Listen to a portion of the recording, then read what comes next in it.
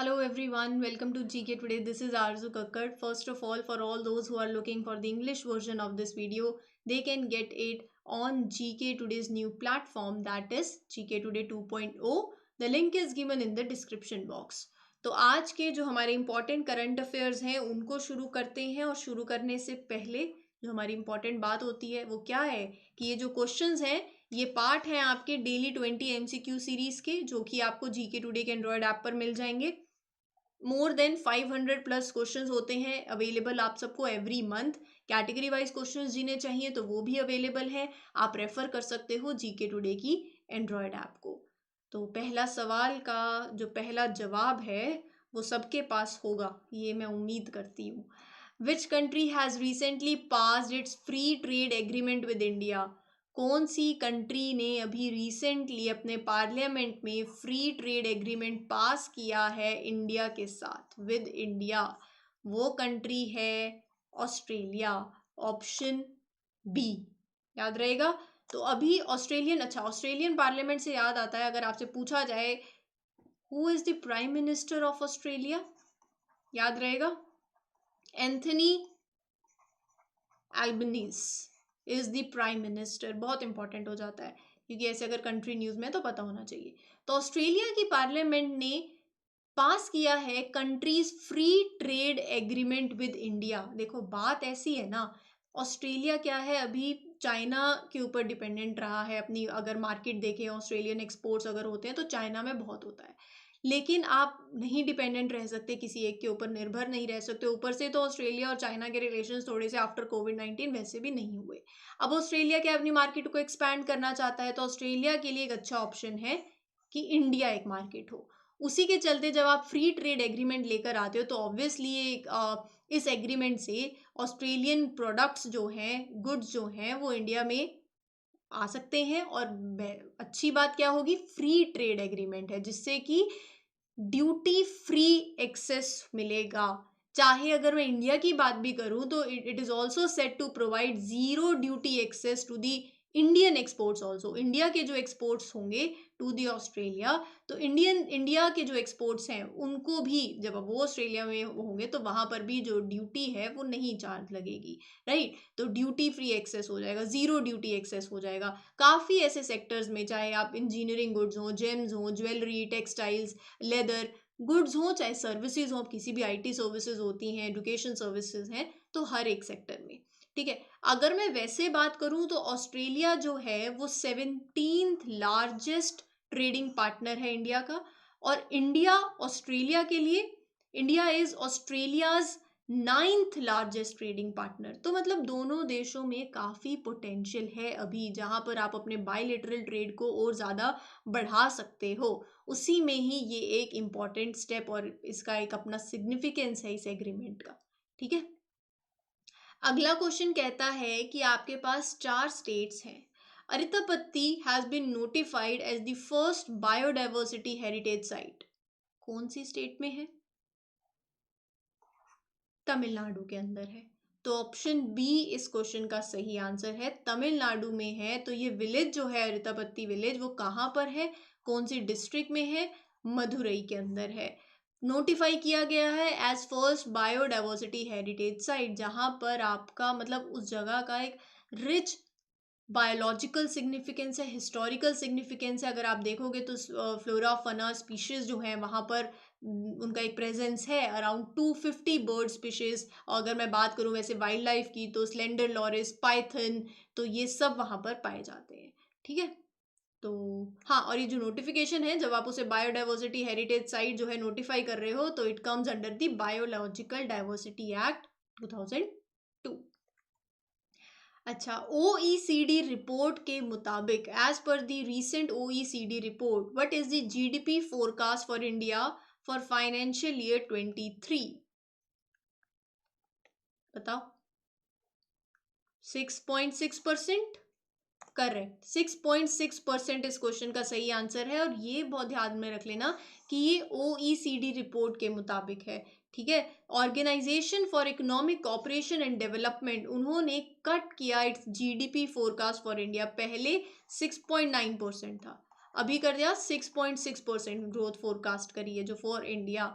Reason है कि global uncertainty, slowing domestic economic activity, काफ़ी रीजंस हैं। लेकिन देखो अगर मैं इंडिया की बात करूँ तो in financial year 23 India is set to be the second fastest growing economy in the G20। ठीक है, तो अब G20 की बात आई है तो एक सवाल है, थीम बता सकते हो मुझे? अभी इंडिया जो है प्रेसिडेंसी एज्यूम कर रहा है 1 दिसंबर से G20 की। ठीक है, सितंबर में अगले साल 2023 में नई दिल्ली, न्यू दिल्ली में मीटिंग्स भी होंगी और भी होंगी, तो आपको उसमें बिल्कुल आपको अपडेट मिलेगा। G20 के लिए थीम था, कुछ लोगो है, तो थीम अगर मुझे बताओगे तो बहुत बढ़िया होगा, कमेंट सेक्शन में चाहिए मुझे। वापस अगर इस बारे में बात करूँ अब, तो इंडिया जो है obviously it is set to become the second fastest growing economy. कोविड-19 हुआ है, रशिया यूक्रेन वॉर हुआ है, ऑयल प्राइसेस बढ़े हैं, तो उन सब के बावजूद आप जिस पेस से चल रहे हो, जिस पेस से चल रहे हो वो कमेंडेबल होता है। आप कैसे रिकवर करते हो वो इम्पॉर्टेंट है। क्या पॉलिसीज आपने अपनाते हो कि आपकी रिकवरी कैसी है आफ्टर द इम्पैक्ट ऑफ कोविड-19। तो despite the decelerating global demand and the tightening of the monetary policy, India is still set to be the second fastest growing economy in the G20। कौन सी ministry, which union ministry announced national Gopal Ratna award 2022? चार options है आपके सामने। कौन सी ministry जो है उसने अनाउंस किया है नेशनल गोपाल रत्न अवार्ड? वो है fisheries, animal husbandry and dairying. तो ministry of fisheries, animal husbandry and dairying ministry जो है, तो ये मिनिस्ट्री एसोसिएटेड है नेशनल गोपाल रत्न अवार्ड से, जो कि 3 कैटेगरी में दिए जाते हैं, पहली, दूसरी, तीसरी। कौन कौन सी है?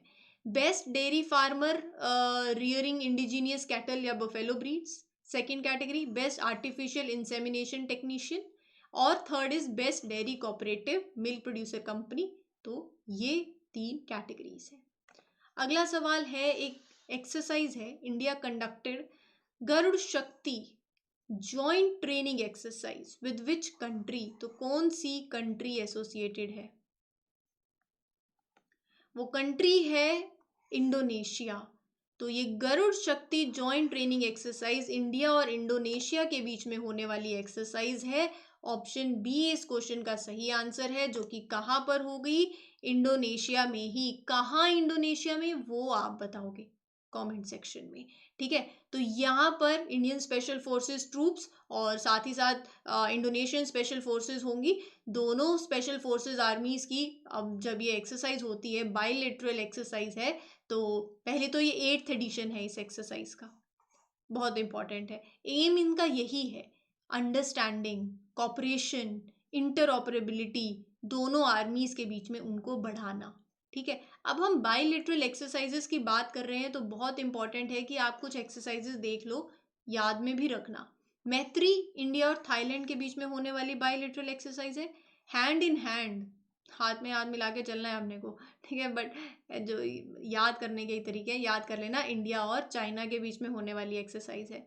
मित्र शक्ति इंडिया और श्रीलंका के बीच में होने वाली एक्सरसाइज है। कुरुक्षेत्र एक एक्सरसाइज का नाम है, बायलैटरल एक्सरसाइज है इंडिया और सिंगापुर। नोमैडिक एलिफेंट इंडिया और मंगोलिया के बीच में है। शक्ति जो हम पढ़ रहे हैं वो है गरुड़ शक्ति, ये सिर्फ शक्ति है, ये इंडिया और फ्रांस के बीच में होने वाली बायलैटरल एक्सरसाइज है। सूर्य किरण इंडिया और नेपाल के बीच में। युद्ध अभ्यास इंडिया और यूएस के बीच में। युद्ध अभ्यास जो एक्सरसाइज हमने रिसेंटली कवर भी करी थी, ये एक्सरसाइज अगर इंडिया में हो रही है तो कहाँ हुई, ये आप बताओगे कमेंट सेक्शन में। अगला क्वेश्चन देखो, Jawaharlal Nehru port authority is located in which state, या फिर यूटी भी। तो Jawaharlal Nehru port authority located है महाराष्ट्र के अंदर। ऑप्शन ए इस क्वेश्चन का सही आंसर है। और हम ये क्यों पढ़ रहे हैं? इसलिए पढ़ रहे हैं क्योंकि आईआईटी मद्रास, याद में रखना इंपॉर्टेंट है, आईआईटी मद्रास के साथ जवाहरलाल नेहरू पोर्ट अथॉरिटी ने डेवलप किया है marine water quality monitoring station. तो ये कॉन्टिन्यूस वाटर क्वालिटी सिस्टम जो है, ये असिस्ट करेगा in managing the marine water और एयर क्वालिटी। साथ ही साथ और भी क्या लॉन्च किया है, इलेक्ट्रिक एनवायरमेंटल मॉनिटरिंग व्हीकल। ठीक है, तो याद में रखना। कहाँ है ये authority? Jawaharlal Nehru port authority, Maharashtra में। कौन सी स्टेट ने स्टार्ट किया है नाइट स्क्वाड इनिशिएटिव? ये किस लिए है? To shift people sleeping alongside roads to shelters. पहले मैं आंसर बता देती हूँ इसका। 4 स्टेट्स हैं। उड़ीसा इस स्टेट का सही है, इस क्वेश्चन का सही आंसर है। तो उड़ीसा में ये इनिशिएटिव शुरू हुआ है। क्वेश्चन ऐसे भी आ सकता है कि नाइट स्क्वाड इनिशिएटिव का पर्पस क्या है? इसका पर्पस है to shift people sleeping alongside roads to shelters.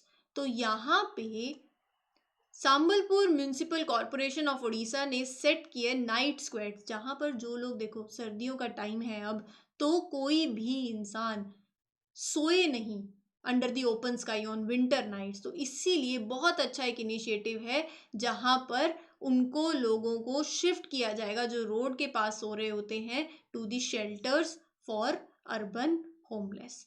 ठीक है, याद में रखना। Caracas is the capital city of which country? Caracas capital city है वेनेजुएला की। तो ऑप्शन बी इस क्वेश्चन का सही आंसर है। हम क्यों पढ़ रहे हैं ये? मैप में भी देखना है अपने को।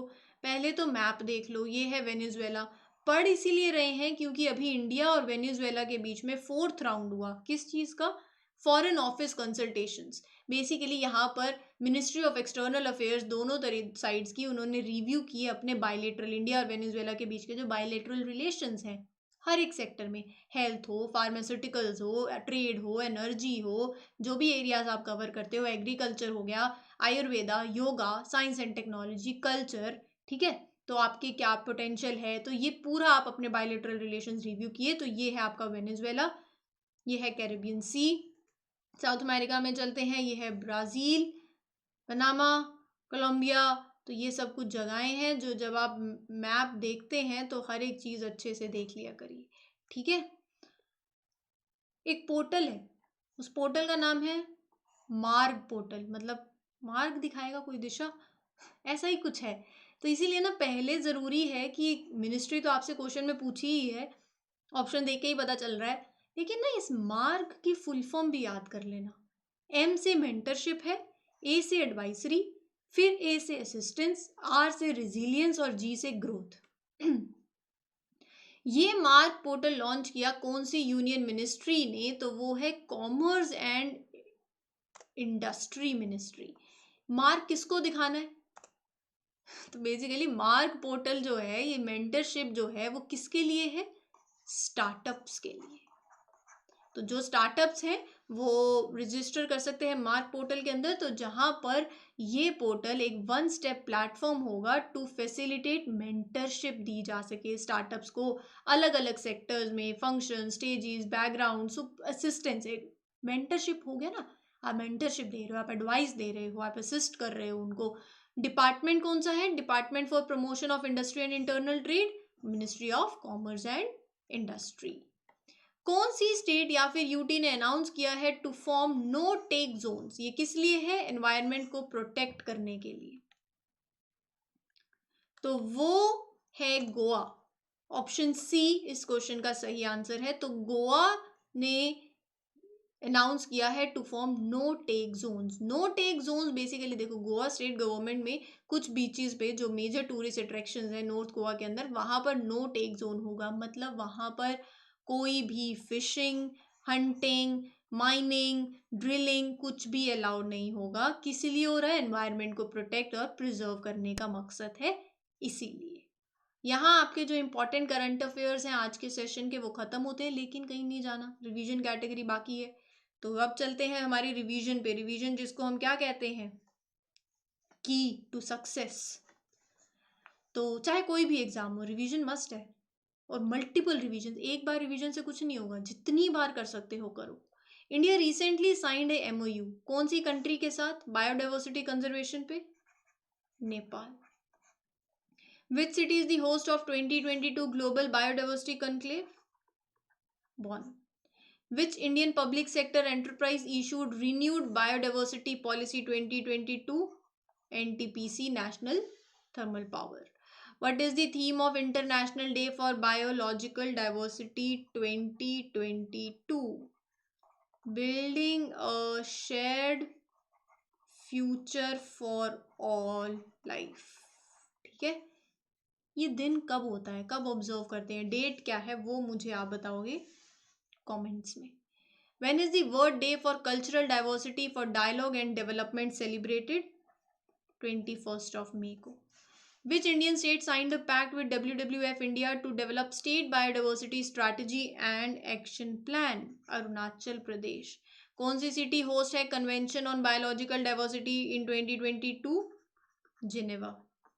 Which country launched high ambition coalition on biodiversity beyond national jurisdiction? France. और अरावली बायोडाइवर्सिटी पार्क कौन सी स्टेट में लोकेटेड है? हरियाणा में. ठीक है, आगे देख लो. कुछ क्वेश्चन है. Which city is the host of second India Japan 2+2 dialogue? Tokyo. NITI Aayog held a dialogue of development cooperation with BMZ based in which country? Germany. 13 Pittsburgh climate dialogue 2022 का venue? Berlin. India recently held human rights dialogue कौन से global block के साथ ये dialogue हुआ है? EU, European Union. Which ministry organized 12th edition of Delhi Dialogue in 2022? Ministry कौन सी है? एक्सटर्नल अफेयर्स की ministry. First ever India Japan finance dialogue it was held in which state? या फिर UTB, New Delhi. Language model for dialogue applications is the chatbot of which technology company? Google. Which country is the host of Shangri-La dialogue? Singapore. India hosted industry transition dialogue with which country? Sweden. What was the venue of 4th regional security dialogue of Afghanistan? Tajikistan. ठीक है, last कुछ questions है miscellaneous questions. पहला question पढ़ो.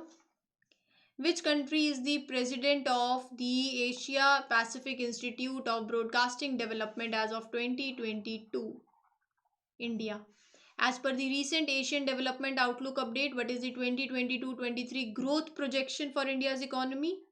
7%, 7.0%. What is the rank of India? किसमें? UNDP के Human Development Index 2021 में 132.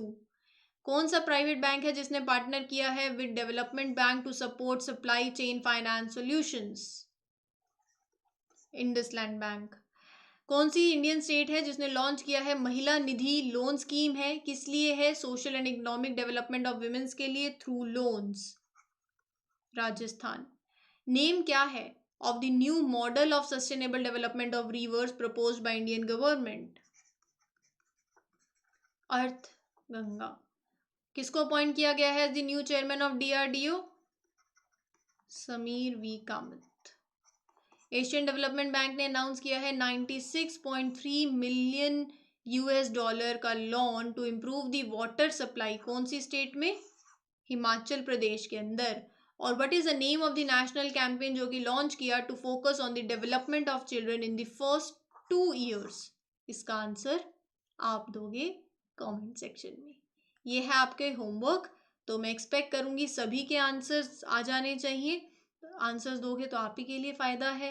ठीक है, रिवीजन करते रहो. और इसी के साथ आए आरजू Kakkar. Wish everybody a very best of luck. खुश रहो, स्वस्थ रहो और happy learning everyone. Have a nice day. Thank you.